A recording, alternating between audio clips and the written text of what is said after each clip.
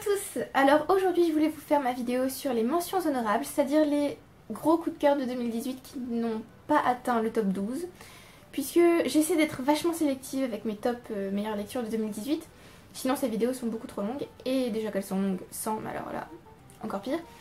Mais je voulais quand même vous parler de ces livres que j'ai adorés et qui n'ont pas atteint le top 12. Ils sont dans un peu n'importe quel ordre, et je les aime d'amour, et je veux vous les recommander. Lisez-les. Voilà. Je vais tenter d'être assez rapide parce qu'il y en a beaucoup. Je vais d'abord vous parler de ceux que je n'ai pas en ma possession, sinon je vais les oublier. On a d'abord Les Carnets de cerises, de je ne me souviens plus les auteurs. J'ai lu le tome 1, Le Zoo pétrifié, et le tome 2, Le Livre d'Hector. J'ai préféré le tome 1, mais j'ai aussi adoré le tome 2. On suit une petite fille qui s'appelle Cerise, qui a 11 ou 12 ans et qui veut vivre des aventures. C'était chouette, j'aime beaucoup les illustrations, j'aime beaucoup les personnages, et les histoires sont touchantes, donc voilà. J'ai hâte de lire la suite. J'ai ensuite Only Ever Yours de Louise O'Neill. C'était le premier livre que je lisais de Louise O'Neill, il me semble. Alors, c'est souvent présenté comme La Servante écarlate, mais version ado. Et je suis pas tout à fait d'accord. C'est une dystopie young adult, où on va suivre Frida, qui vit dans un centre, une école entre guillemets, où elle est une Ève et où elle est éduquée pour rentrer dans un des groupes dans lesquels se classent les femmes, en gros. Il y a le groupe des compagnes, celui des concubines et celui des chastes. Oui. Donc voilà, les compagnes ce sont les épouses, les concubines ce sont voilà, des concubines, c'est-à-dire des femmes qui sont là juste pour le plaisir des hommes, et les chastes, qui sont un peu les éducatrices, sont là pour justement éduquer les futures générations de filles. Alors, que vous dire, c'était un cauchemar ce livre, parce que autant La Servante écarlate ça montre le début d'une société où les femmes sont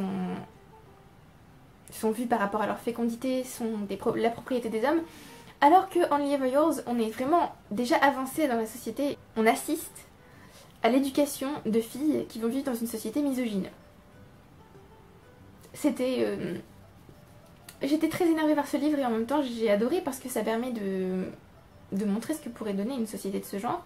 C'est tellement effrayant que j'espère que personne ne se dit « Oh mais c'est génial, je veux trop !» Voilà, il y avait des passages, par exemple, une des camarades de Frida, oui, parle d'une émission de télé-réalité, Les Carmichael, je crois. Un des garçons de la famille a frappé sa copine et elle dit « Oh mais moi, juste pour être avec lui, j'aurais rien dit, quoi, il a le droit de me frapper, mais tout ce qu'il veut. »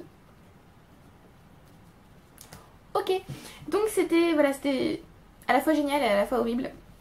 Je tiens à vous dire que j'ai fait des chroniques pour tous ces livres sur mon blog, et comme j'essaie de me dépêcher dans cette vidéo, si vous voulez plus de détails, je vous invite à aller sur le blog. Voilà, j'ai un bel inventaire avec tous les livres que j'ai lus, donc vous pouvez facilement retrouver les chroniques de ces livres. Ensuite, j'ai The World's Wife de Carol Ann Duffy, c'est un recueil de poèmes, et c'est le point de vue des femmes, de grands personnages ou d'êtres fictifs même, et c'était génial. Mais je pense que j'ai mal lu en fait ce recueil parce que j'ai voulu le lire, c'est pas que j'ai voulu le lire rapidement, mais je me suis pas laissé le temps d'entrer dans les poèmes et de les laisser infuser en moi. Je sais que c'est bizarre mais c'est un peu ça que me fait la poésie, et donc j'ai pas vraiment pris le temps de laisser faire ça, et donc je pense que je vais le relire. Voilà, mais c'était génial, j'ai adoré, c'est féministe, donc voilà, c'était formidable. On a ensuite Home Fire de Camilla Shamsi, qui est une réécriture d'Antigone, une réécriture moderne d'Antigone. C'était génial, c'était génial. On a le point de vue de tous les grands personnages d'Antigone, donc celui d'Antigone bien sûr, celui d'Ismène. Je vous dis les noms dans la pièce parce que, encore une fois, je ne me souviens pas de tous les noms dans le livre. Parce que moi et les personnages, nous sommes en conflit en ce moment, je ne sais pas pourquoi, j'oublie tous les noms. Voilà. Donc, Antigone, Ismène, Aimon, Créon et Polynice. Voilà. Donc on a les points de vue de ces personnages, et j'ai trouvé ça génial parce que du coup on peut comprendre chacun des points de vue, même si on n'est pas forcément d'accord, hein, mais au moins on peut comprendre. Et ça veut pas dire non plus qu'on pardonne ce qu'ils font, mais comme je vous l'ai dit, on est là pour comprendre. Ce que j'ai adoré particulièrement dans cette réécriture, c'est que donc on reprend très bien la tragédie d'Antigone, vraiment, c'est très bien fait. On reconnaît les personnages, on reconnaît les actions, les scènes, tout ça. Ça se passe aux États-Unis de nos jours, dans une famille pakistanaise, il me semble, si je me souviens bien. Et le thème du terrorisme est abordé dans le livre d'une façon que j'ai trouvé mais très bien. J'ai trouvé que c'était très bien fait. En fait, ce livre m'a vachement touchée, j'ai été vachement émue. Et voilà, je ne vois pas trop quoi vous dire d'autre. Mais ce livre était génial. D'ailleurs, je pense que c'est un des livres qui vont rejoindre un de ces jours ma bibliothèque. On a ensuite Ready Player One d'Ernest Cline, donc Player One en français. D'ailleurs, oui, Home Fire n'a pas encore été traduit, comme The World's Wife et Only Ever Yours. Je suis désolée. Un jour nous vaincrons. Donc, Ready Player One qui a été traduit par Player One d'Ernest Cline. Il y a eu un film d'ailleurs. J'ai adoré ce livre, c'était génial. J'ai adoré l'action, j'étais à fond dedans. J'ai adoré les références pop culture, c'était génial. Vraiment, j'étais vraiment dans le livre. Et ça aussi, c'est un des livres, je pense, qui rejoindra un jour ma bibliothèque parce que j'aimerais beaucoup le relire. Parce que c'était trop bien. Oui, j'étais trop dedans. Voilà. Ensuite, on a une sacrée mamie de... Je ne me souviens plus le nom de l'auteur. J'ai lu les 2 premiers tomes en 2018. Et c'est l'histoire d'un petit garçon qui s'appelle... Et qui va vivre chez sa mamie. Et c'était très, très touchant, très beau. Et voilà, c'était mignon. J'ai beaucoup aimé. D'ailleurs, il faut que je continue la série qui fait 15 tomes, un truc comme ça. Oui. J'ai ensuite The Amazons d'Adrienne Meyer. Il y a un sous-titre mais je m'en souviens plus. Et il a été traduit. C'est une non-fiction sur les Amazones, comme vous avez pu le constater. Donc sur les femmes guerrières de l'Antiquité. Ce que j'ai aimé, c'est que ce ne soit pas seulement centré sur la Grèce et la Rome antique, mais que ça parle aussi d'autres pays, par exemple la Chine. Vraiment, j'ai apprécié. Il y a à la fois de la mythologie et des faits historiques. J'ai appris énormément de choses que je ne savais pas. Ce livre est génial. Et je pense aussi d'ailleurs qu'il va atterrir dans ma bibliothèque un de ces jours, puisque je l'ai emprunté. Et j'aurais aimé pouvoir annoter de partout ce livre. Bon, j'avoue, parfois c'est un petit peu long. Parce qu'on a des passages assez longs sur des découvertes archéologiques, tout ça. Et c'était vachement intéressant. Mais je pense qu'il faut le lire petit à petit. Pas d'une traite comme j'ai moi dû le faire vu que je devais le rendre. Mais c'était génial. Génial. Et je suis ravie d'apprendre que les Amazones, entre guillemets, ont vraiment existé. Voilà. Il y a aussi des petites interprétations des mythes, du coup. Donc des mythes qui lient héros et Amazones. Et j'ai adoré. Voilà, donc je vais arrêter de vous dire que j'ai adoré parce que, bon, vous le savez, j'ai adoré tous ces livres. Je vais tenter d'arrêter de le dire, mais vous me connaissez. Ensuite, on a Injustice de je ne sais plus qui. J'ai lu le tome 1 et le tome 2. Et j'ai adoré, c'était génial. Alors je peux pas trop vous parler de l'histoire, parce que si vous connaissez... En fait, c'est tiré d'un jeu vidéo. C'est la suite, entre guillemets, d'un jeu vidéo, ou alors c'est vraiment tiré du jeu vidéo, je sais pas en fait. Parce que j'ai jamais joué à ce jeu vidéo, donc je ne peux pas vous dire. Mais, en gros, c'est notre monde si c'était les héros qui gouvernaient.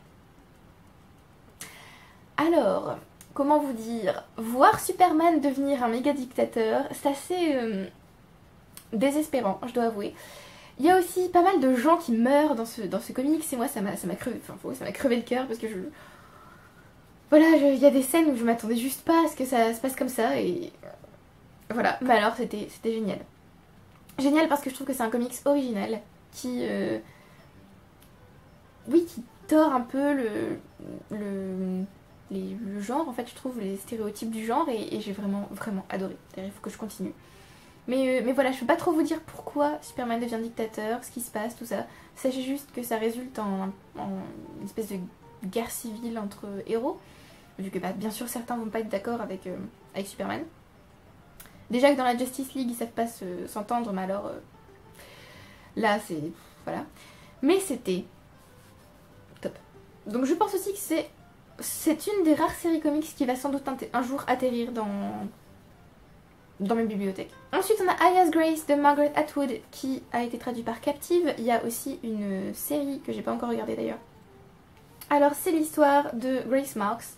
C'est tiré d'une histoire vraie. Grace Marks a été accusée d'avoir assassiné son maître. Ça fait un peu bizarre quand je dis ça. Son patron. Oui. son patron est la gouvernante de son patron. Et donc voilà. Waouh. C'est le meilleur résumé de livre que j'ai fait de toute ma vie. Donc elle est accusée et donc elle est enfermée. Et dans le roman, un homme, dont je ne me souviens plus le nom, qui est un peu intéressé par la psychologie, tout ça, va tenter de l'interroger pour déterminer si elle est coupable ou non. C'était très intéressant. Au début, je me suis dit, waouh, c'est lent, j'ai un peu de mal à m'attacher au personnage, j'ai un peu de mal avec l'histoire. Je suis pas sûre. Mais alors, la fin. C'était génial. Alors je n'ai pas été conquise que par la fin bien sûr, parce qu'à un moment donné j'ai quand même adoré le fait que ce soit légèrement féministe, que on se pose vraiment la question de savoir si elle est vraiment innocente ou pas, parce que bon, l'auteur ne nous donne pas de réponse, clairement. Enfin la fin peut être en fait vue comme une réponse. Bon, je vais arrêter parce que je vais finir par vous spoiler. Ce livre était génial et je vous le recommande beaucoup, vraiment. Allez, zou. On a ensuite Vera d'Elizabeth von Arnim que j'ai lu pour mon mémoire, puisque Vera aurait inspiré Rebecca de Daphné du Maurier. Ce livre va forcément rejoindre ma bibliothèque un jour, je vous le dis, puisque ce livre était trop bien. C'était trop bien. Donc, bien sûr, Elias Wells aussi va un jour rejoindre ma bibliothèque. Mais ça... Un jour. Alors, Vera suit donc Vera, qui va rencontrer un homme, dont je ne me souviens plus le nom, et heureusement parce que je déteste ce personnage de toute mon âme. Et c'est leur histoire en gros. Alors je ne peux pas vraiment vous dire quels sont les parallèles avec Rebecca, parce que si vous n'avez pas lu l'un ou l'autre, ça va un peu vous spoiler ou quoi, donc je ne veux rien vous dire. Mais sachez que ce personnage, ce mec là, oh mon dieu. Parmi les personnages les plus détestables de la littérature, je pense qu'il a une très bonne place à côté de Humbert Humbert. Vraiment, oui. Je me suis amusée en fait pour mon mémoire à faire les parallèles avec Rebecca. Et ça m'a permis de faire une analyse du roman. Et voilà, donc sachez que vous allez être indignés et en même temps, c'est bien écrit. Et la fin est un peu en suspense, on se demande ce qui va se passer, donc c'était top. Ensuite, on a Saga de Fiona Staples et Brian K. Vaughan, je crois. Ah, Saga, c'était... Oh mon dieu. C'était... Voilà, j'ai lu les 7 premiers tomes que j'ai emprunté à la bibliothèque et je brûle de m'acheter le 8e et le 9e. Mais apparemment, les auteurs font une pause dans la série. Ce qui veut dire que j'aurai pas le 10e tome avant un siècle et demi. Mais j'envisage aussi de m'acheter toute la série, histoire de pouvoir les relire en VO, puisque je les ai empruntés et que je les ai lus en VF. On va reprendre du début s'il vous plaît. Saga, c'est une BD de science-fiction, centrée sur une famille. Une famille fondée par Alana et Marco. Alana est une ailée, je sais pas ce que ça dit. Que c'est le nom de son peuple. Et Marco est un lunien. Donc ils ne sont pas censés s'apprécier, surtout pas faire un enfant ensemble. Et pourtant c'est ce qu'ils ont fait, puisque le tout début c'est la naissance de leur enfant. Et donc on va suivre l'histoire de ce couple qui va tenter de sauver sa peau et celle de leur fille. Et on va suivre tout un tas d'autres personnages autour et j'ai juste adoré. J'ai tout aimé de toute façon. J'ai aimé la façon dont c'est écrit, j'ai aimé les personnages, j'ai aimé le fait que ce soit réaliste. Oui, réaliste, puisque c'est brutal, mais en même temps c'est une brutalité qui existe déjà dans notre monde, donc en même temps, j'ai envie de vous dire, ça colle bien à la réalité. J'ai aimé le monde, l'univers, le fait qu'on se trouve sur différentes planètes, c'était, mais... Et les différentes espèces aussi, waouh. Par contre, alors là, le truc qui est pour moi le plus creepy dans cette série, ce sont les robots. Je sais pas pourquoi, mais ils me... Ah, non. Non, j'ai vraiment du mal. Alors, ce que j'ai aussi adoré avec cette série, c'est qu'il y a des petits moments légers, humour. Il y a des flashbacks pour comprendre comment ils en sont arrivés là. Il y a aussi l'histoire personnelle d'autres personnages, des personnages plutôt secondaires. Il y a un chat. Ce chat. Il y a des animaux qui parlent aussi. On adore. Il y a des femmes fortes. Et il y a beaucoup de réflexions sur l'autre, sur la famille, sur le couple. Voilà. C'était génial. J'adore cette série et j'ai tellement hâte de la relire et de la continuer. Ensuite, on a Culotté, tome 1 de Pénélope Bagieux, il me semble. J'aimerais lire le tome 2 d'ailleurs. Faudrait peut-être que j'aille l'emprunter. Alors, Culotté, ce sont des espèces de petites biographies de femmes qui font ce qu'elles veulent. Voilà, je crois que c'est ça le sous-titre. Et j'ai adoré, les illustrations étaient top, j'ai adoré découvrir ces femmes en fait que pour la plupart je ne connaissais pas du tout. Voilà, c'était génial. Et plus j'avance dans mes lectures féministes ou biographies de femmes, plus je me rends compte qu'en fait, à l'école et même ailleurs, on nous parle beaucoup d'hommes qui ont fait de grandes choses, mais très peu de femmes en fait. Et c'est tellement, mais tellement triste. Voilà. Donc j'ai l'impression de redécouvrir le monde, mais c'est... Donc voilà, j'en ai marre de vous dire que tout est génial, alors je vais me taire un petit peu. On passe maintenant au livre que j'ai, dans n'importe quel ordre et pas non plus dans l'ordre chronologique, je vous le dis. On a d'abord Blonde de Joyce Carol Oates, que j'ai tenté de lire en week-end d'amis, mais j'ai lamentablement échoué. C'est une biographie romancée de Marilyn Monroe, et c'était tellement, mais tellement... Voilà. Alors ce livre n'est pas dans mon top 12 ou dans mon top 13 ou peu importe, c'est pas dans mes meilleures lectures parce que je l'ai lu en fin d'année. Vu ils sont tellement proches de nos bilans de fin d'année, je pense que c'est un peu injuste de les mettre dedans puisqu'ils sont plus récents que les autres et donc en fait ils n'ont pas encore... comment on dit ça en français? Ils n'ont pas encore passé l'épreuve du temps. Et donc je ne peux pas encore mettre ce livre dans mes préférés, mais je peux vous dire que ce livre, c'est très simple. Je suis passée par plusieurs émotions. La joie, la tristesse, le désespoir, l'indignation, la colère, la révolte, tout ce que vous voulez, c'était génial. C'est très bien écrit évidemment, c'est Joyce Carol Oates. Il y a des réflexions de partout, c'était juste top. D'ailleurs, il doit y avoir quelqu'un qui meurt ici, puisque quand je mets des petites fleurs dans mes livres, c'est que les gens meurent. Ça nous montre une autre facette de Hollywood et ça nous montre la vie d'une femme qui dérive peu à peu vers la folie et que personne n'aide vraiment en fait. Voilà. C'était top. Et vous pouvez avoir peur des 1110 pages de ce livre, mais sachez qu'elles valent vraiment le coup. Donc allez-y, n'hésitez pas. Je n'ai plus de place. Ensuite, on a Mémoire d'Adrien de Marguerite Yourcenar. J'avais un peu peur de m'ennuyer avec ce livre et en fait, j'ai adoré. J'ai adoré. Ce sont les mémoires fictives de l'empereur Adrien. Donc c'est pas de sa naissance à sa mort, hein, mais presque entre guillemets. C'est-à-dire qu'il écrit une longue lettre à Marc Aurèle où il va parler de sa vie. Oui, en gros, il raconte sa vie alors qu'il va bientôt mourir. Et c'était génial. J'ai adoré découvrir l'administration de l'Empire romain. J'ai aussi adoré découvrir sa vie intérieure, ses réflexions. Même si je sais que c'est pas vraiment lui qui a écrit ça, je peux pas m'empêcher de me dire que l'auteur a fait des recherches et que donc elle a en quelque sorte compris l'esprit de l'empereur. Et même, ce n'est pas la question, c'est juste très bien écrit. On se sent très proche de l'empereur. Et la fin m'a fait pleurer à sanglots, c'était n'importe quoi.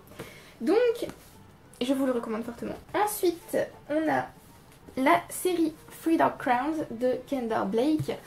Alors, on a Three Dark Crowns, le premier tome, One Dark Throne, le deuxième, et Two Dark Reigns, le troisième. Alors, cette série, j'ai adoré le premier tome qui a été complètement gâché par un élément de l'histoire qui m'a... Non, ne faites pas ça, ça ne se fait pas. Voilà, donc j'ai adoré ce livre, mais il n'a pas atteint le coup de cœur à cause d'un petit problème de scénario. Le tome 2 était super bien, mais je l'ai trouvé un peu plus lent. C'est mon préféré en fait des trois. Je ne sais pas encore tout à fait.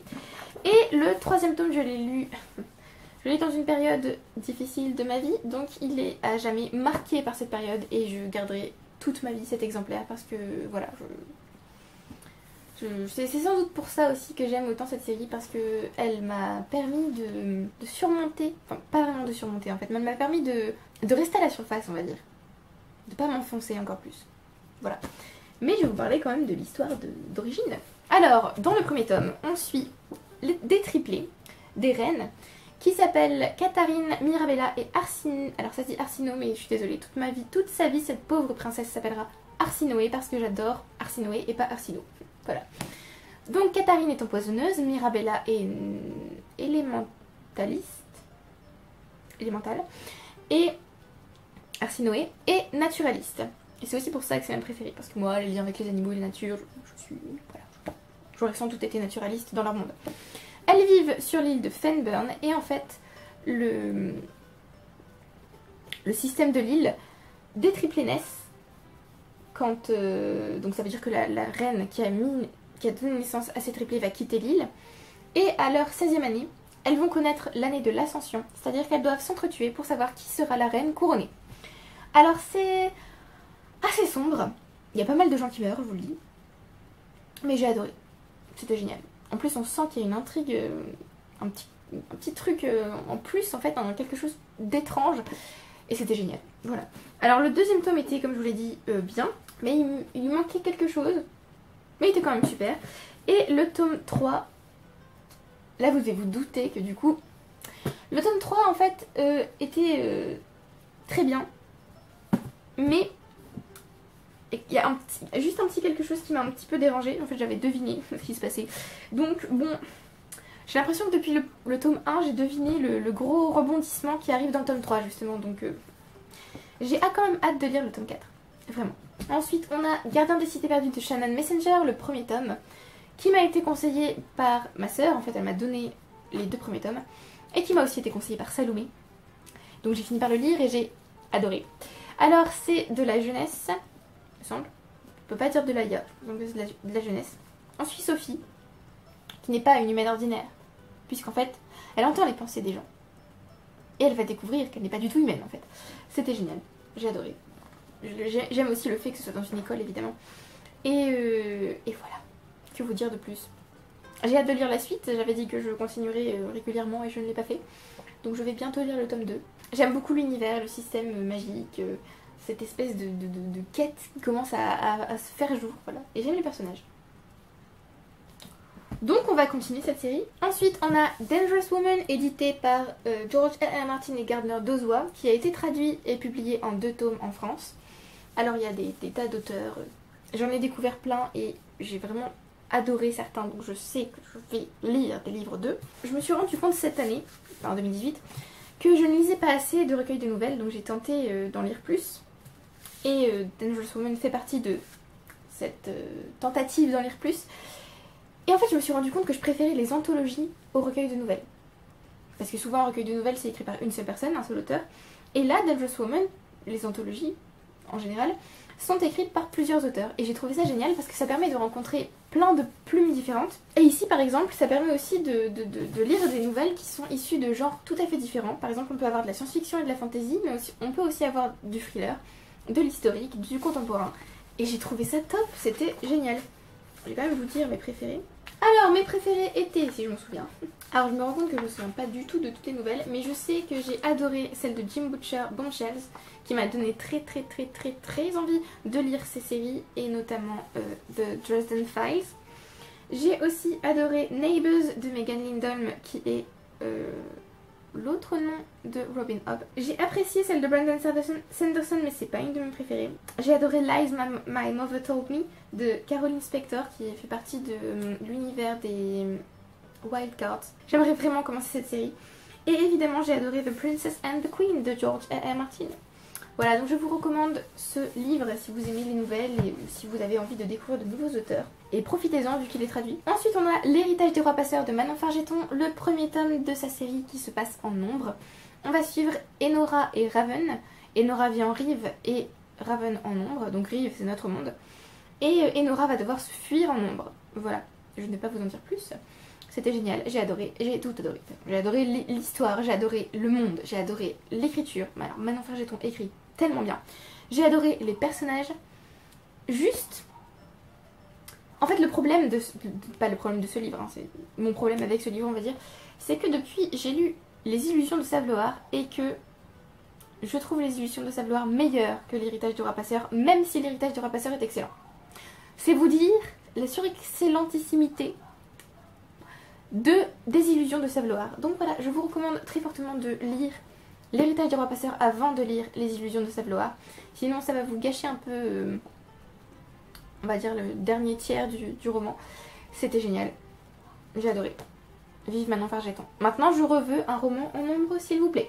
C'est obligatoire. Kissing the Witch d'Emma Donoghue, c'est un recueil de nouvelles, contes. En fait l'auteur a réécrit 13 contes en leur donnant une tournure homosexuelle, puisque les femmes les princesses ne sont plus attirées par les princes. C'était génial. malheureusement ce livre n'est pas traduit. Et c'est bien dommage. Ce que j'ai aimé aussi dans ce livre, c'est que déjà j'aime bien comment c'est présenté et comment c'est écrit. J'aime bien comment on vient peu à peu au dénouement et j'aime aussi comment tous les contes sont liés. Ils ne sont pas... Enfin, on ne sait pas explicitement quel conte est réécrit, puisque par exemple le tout premier s'appelle The Tale of the Shoe. Donc on ne sait pas que... Enfin, si on ne connaît pas le conte de Cendrillon, on ne sait pas que c'est une réécriture de ce conte, mais enfin bon, je pense que la plupart connaissent. Mais il y a beaucoup de contes que je ne connais pas, ou que je n'ai pas reconnus. Mais ce livre est génial. Lisez-le si vous pouvez lire en anglais, je vous le recommande. Allez-y. Ensuite on a Mrs. de Winter de Susan Hill, La malédiction de Manderley. C'est la suite de Rebecca. Alors j'ai entendu beaucoup de mal de ce livre. On disait que Susan Hill avait détruit l'ouvrage de Rebecca, de Daphné du Maurier, qu'elle avait pas du tout compris Rebecca, que c'était n'importe quoi, blablabla. Et moi qui étudie Rebecca pour mon mémoire, je me suis dit je vais lire quand même Mrs. de Winter pour voir un peu ce qu'en a fait l'auteur, ça m'intéresse. Et j'ai adoré. Voilà. Je trouve que Susan Hill a très bien repris le style d'écriture de Daphné du Maurier. Elle a très bien repris sa façon de représenter les personnages, par exemple la narratrice qui n'a pas de nom, n'en a toujours pas ici. Elle a très bien repris l'atmosphère, l'ambiance, enfin, pour moi c'était une reprise, une suite parfaite. J'ai adoré. Et on retrouve la même pesanteur, et comme avec Rebecca, ça va peut-être vous sembler bizarre parce que Rebecca est un de mes livres préférés, mais comme avec Rebecca, j'ai senti une espèce de pénibilité dans la lecture, c'est-à-dire que à un moment donné, j'étais là genre waouh, mais j'ai du mal à avancer. Et j'ai trouvé que Susan Hill reprenait parfaitement cette impression de pénibilité d'avancer dans le roman. Voilà, c'était génial, mais je ne peux rien vous dire parce que sinon je vous spoil. Ensuite on a How to be a Woman de Caitlin Moran. Comment peut-on encore être une femme? Ce sont ses mémoires agrémentés d'essais, on va dire, sur tout un tas de sujets. J'ai adoré ce livre. C'est une des premières non-fictions féministes que je lis, je dois avouer. Et ça m'a... Je sais pas, ça m'a permis de m'ouvrir et de me rendre compte qu'il y avait beaucoup de choses que je prenais pour acquises, ou beaucoup de choses qui me semblaient normales alors qu'elles ne l'étaient pas. Donc merci Caitlin Moran. Elle nous parle de beaucoup de sujets différents, du féminisme, bien sûr, puisque ce mémoire est féministe. Je l'ai pas dit, mais en fait ça me semblait évident, mais je vous le dis. De féminisme, de sexisme, d'amour, d'avortement aussi, de grossesse, du fait d'avoir des enfants ou de ne pas en avoir. Voilà, c'était juste génial, j'ai adoré. Je pense le relire, d'ailleurs j'ai annoté ce livre de partout. J'ai trouvé qu'il y avait... Enfin, ce que j'ai beaucoup aimé aussi, c'est le ton de Caitlin Moran qui emploie l'humour. On voit que certaines choses l'agacent parce que bon, elle écrit parfois en énorme, mais je sais pas, j'ai trouvé que c'était à la fois léger et sérieux et j'ai adoré. D'ailleurs j'ai mis des petits bonhommes morts de rire à côté des trucs qui me font rire. Voilà, donc je vous le recommande fortement. On a ensuite Une maison de poupée d'Henrik Ibsen que j'ai adoré parce que... alors, on peut le lire de manière féministe, mais l'intention de l'auteur n'était visiblement pas d'être féministe, c'était d'être individualiste. Sauf que c'est une femme qui prend ce chemin individualiste, et donc ça en devient un livre féministe. C'était génial, tout simplement, j'ai adoré. C'est l'histoire de Nora, qui est mariée avec, je ne sais plus son nom, et en fait elle cache quelque chose à son mari. On apprend petit à petit ce que c'est, et voilà, rien que, en fait, au début j'étais un peu agacée, parce que je me disais mais Nora est tellement agaçante, parce qu'elle est, c'est pas qu'elle est passive, mais elle est toute dévouée à son mari, elle ne pense absolument pas à elle. Et donc en lisant ça j'étais là, oui d'accord, super, mais je sais pas, il faudrait peut-être un petit peu changer d'attitude. Et la fin a fait de ce livre un de mes livres préférés. En fait je vais vous lire l'arrière, vous allez comprendre pourquoi j'ai adoré ce livre. Dans cette maison où la femme est et n'est qu'une poupée, les hommes sont des pantins, veules et pleutres. C'est ça qui m'a agacée chez Nora, parce qu'elle semblait tellement superficielle que c'était vraiment agaçant. Sans doute Nora incarne-t-elle une sorte de moment auroral du féminisme. Exactement. Alors qu'être, c'est sortir, partir. Et Ibsen, grâce à ce chef-d'œuvre, accède au panthéon de la littérature mondiale. Mais si sa poupée se met sinon à vivre, du moins à le vouloir, au point de bousculer au passage la libye de l'instinct maternel, c'est qu'autour d'elle, les hommes se meurent. Ibsen exalte moins Nora qu'il n'accable le mari, l'avocat Elmer, ou Krogstad, par qui le chantage arrive. Parce que ces hommes... face à une aura un peu passive et un peu superficielle, on a des hommes qui tentent de la manipuler ou ce genre de choses. Et voilà, c'est la fin du gentleman, on va dire. Ensuite, on a A Short History of Nearly Everything, une histoire de tout ou presque de Bill Bryson, qui est une non-fiction scientifique qui m'a appris énormément de choses. C'est de la vulgarisation, donc c'est tout à fait compréhensible, et j'ai adoré. Tout simplement. J'ai aimé aussi le ton que prenait Bill Bryson, j'ai aimé comment il écrit, sa façon d'engager le lecteur, sa façon aussi de donner son avis quelquefois. Par exemple, il nous parle de scientifique et il nous dit, vous voyez, c'est pas parce qu'on est intelligent qu'on est quelqu'un de bien. En effet. Mais il nous parle de tout un tas de choses différentes, de biologie, d'astronomie, d'astrophysique, tout ça, et c'était génial. Vraiment. On parle de la Terre, de l'homme, de la vie, tout ça. J'ai adoré. Ce livre est génial. Bon, il est un petit peu long à lire du coup parce que ça fait beaucoup d'informations à engranger. Et pendant que je lisais ce livre, je regardais Cosmos, présenté par Neil deGrasse Tyson, et j'ai adoré. Les deux ensemble, c'était parfait. Donc je vous le recommande si vous avez envie d'apprendre beaucoup de choses. Une autre non-fiction que j'ai adorée, qui aurait pu se trouver dans les meilleures lectures de 2018, mais que j'ai lu trop tard dans l'année pour qu'elle ait vécu l'épreuve du temps et que je puisse dire oui, ce livre est mon préféré, alors que bien sûr ce livre fait partie de mes préférés, c'est pour ça qu'il est là. Sapiens, A Brief History of Humankind de Sapiens, A Brief History of Humankind de Yuval Noah Harari, qui a été traduit par Sapiens, une brève histoire de l'humanité. Ce livre est génial, il m'a retourné le cerveau, j'ai appris plein de choses, c'est provocateur et en même temps c'est tout à fait juste. J'ai encore à noter de partout, ça parle de plein de choses, de biologie, de la différence homme-femme, de féminisme, de l'homme, avec un grand H, de notre histoire aussi bien sûr, comment on est arrivé là, ce qu'on était avant. Ça parle de religion, ça parle de... Oh, ça parle de plein de choses. Ça parle de science, d'animaux. On sent aussi l'opinion de l'auteur dans le livre, mais en même temps il s'appuie sur des faits scientifiques, donc on peut pas vraiment lui en vouloir. J'ai adoré. J'ai adoré. Ensuite on a Rogues, édité par George R. Martin et Gardner Dozois, qui a été traduit par Vaurien. Ce livre,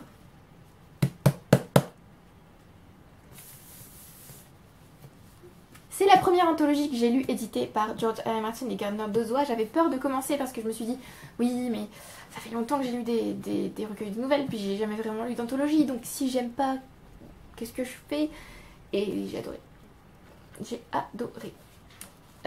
Comme d'habitude, enfin comme les autres, ces anthologies sont composées de différents genres, ce que j'ai beaucoup apprécié. Alors il y a beaucoup de fantaisie dans cette anthologie là, c'est peut-être pour ça que c'est ma préférée.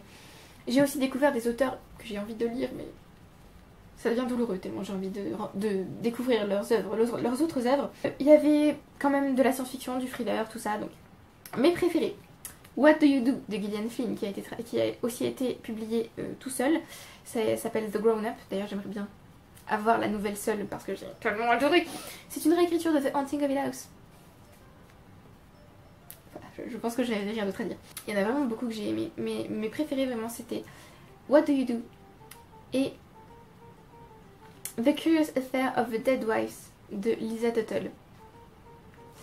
C'était trop bien. Et The Rock Prince or A King's Brother de George R. Martin. Sinon, la plupart de ces nouvelles sont top. J'ai fait une vidéo d'ailleurs, une vidéo chronique de cette anthologie, et j'ai aussi une chronique sur le blog. J'adore. C'était bien. Il y a vraiment beaucoup de fantaisie dedans, mais c'est justement je pense pour ça que j'ai adoré. La dernière mention honorable, c'est La Passe Miroir tome 2, Les Disparus du clair de lune de Christelle Dabo. J'ai aussi lu le tome 3, mais j'ai préféré ce tome 2, c'est vraiment mon préféré de la série pour le moment. J'étais vraiment dedans. J'ai pas vu de longueur, même si le livre est quand même assez long. J'ai aimé l'évolution en quelque sorte du personnage d'Ophélie. J'ai aimé l'évolution de ses relations avec les autres personnages. J'adore le personnage de... Mon dieu, je ne sais même plus comment il s'appelle, et tu dis que tu l'adores, lol. Ah, bon sang. Archibald, voilà. J'aime aussi le choix de ce prénom, j'avoue. J'aime beaucoup le fait qu'il y ait une enquête. J'aime beaucoup le changement de lieu. J'aime tout. Voilà, j'ai adoré. C'était top. Et j'aime aussi le fait que l'intrigue qui surplombe l'histoire d'Ophélie prenne de l'ampleur et qu'on apprenne plus de choses, tout ça. Enfin voilà, je peux pas vous en dire plus, c'est dans le tome 2. Mais sachez que dans le tome 1, on suit Ophélie qui est fiancée à Thorn. Ophélie vit sur Anima, sur l'arche d'Anima, et Thorn lui vit au pôle, donc là où il fait froid. Ils sont pas du tout contents de se marier ensemble, mais alors pas du tout. Et quand elle arrive au pôle, Ophélie se rend compte que peut-être que Thorne a accepté ce mariage, mais peut-être qu'il y a quelque chose de plus grand derrière. Je ne vais pas vous en dire plus, mais j'adore. J'aime aussi l'idée de fracture, les petites touches de mythologie aussi, j'aime beaucoup. Et j'ai vraiment hâte que le tome 4 sorte parce que la fin de ce tome 3, c'est pas très sympathique d'avoir terminé ce tome 3 comme ça, j'avoue. Et voilà, c'est tous les livres qui méritaient une mention honorable. Bon, il y en a beaucoup d'autres que j'ai aimés mais que je n'ai pas inclus parce que je ne peux pas vous faire une vidéo de tous les livres que j'ai lus, je pense. Enfin, ça me plairait bien mais je pense qu'elle serait très longue et que vous n'en pourriez plus, hein, clairement. Et je vais tenter de porter ces livres mais je pense que je vais mourir dans la tentative. Voilà, non, je vais montrer quelle idée. Oh là là, ça va tomber. Voilà, ça fait ça. Oh, ça donne ça. Je pense que je ne pourrais pas vous les porter mieux. Oh, je vais mourir étouffée sous les livres. Voilà, donc c'est tout pour cette vidéo, j'espère que vous avez apprécié. N'hésitez pas à me dire si vous avez lu ces livres ou si vous avez envie de les lire. N'hésitez pas à me dire quelles sont vos mentions honorables ou même vos coups de cœur, parce que ça m'étonnerait que je vous ai dit de le dire dans les meilleures lectures d'ailleurs. Voilà, n'hésitez pas à me dire comment s'est passée votre année quoi, si vous avez eu beaucoup de bonnes lectures. Merci beaucoup d'avoir regardé la vidéo jusqu'au bout. Merci à ceux qui aiment, qui commentent et qui s'abonnent. Et je vous retrouve bientôt pour une prochaine vidéo. Et vous remarquerez que j'ai enfin fini mes vidéos bilan.